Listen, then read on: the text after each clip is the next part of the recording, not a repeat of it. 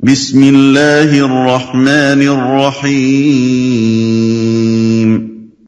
الحجر نام آیت 80 کے فقرے کذب اصحاب الحجر المرسلین سے ماخوذ ہے۔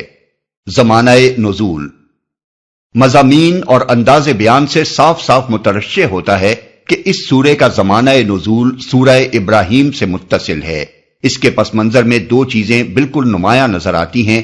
ایک یہ کہ نبی صلی اللہ علیہ وسلم کو دعوت دیتے ایک مدت گزر چکی ہے اور مخاطب قوم کی مسلسل ہٹ دھرمی، استہزاء، مزاحمت اور ظلم و ستم کی حد ہو گئی ہے، جس کے بعد اب تفہیم کا موقع کم اور تنبیہ و انذار کا موقع زیادہ ہے۔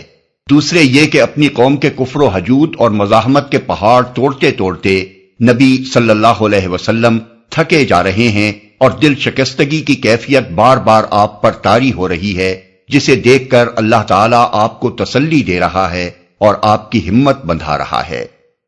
موضوع اور مرکزی مضمون یہی دو مضمون اس سورے میں بیان ہوئے ہیں، یعنی تنبیہ ان لوگوں کو جو نبی صلی اللہ علیہ وسلم کی دعوت کا انکار کر رہے تھے اور آپ کا مذاق اڑاتے اور آپ کے کام میں طرح طرح کی مزاحمتیں کرتے تھے، اور تسلی و ہمت افزائی حضور صلی اللہ علیہ وسلم کی۔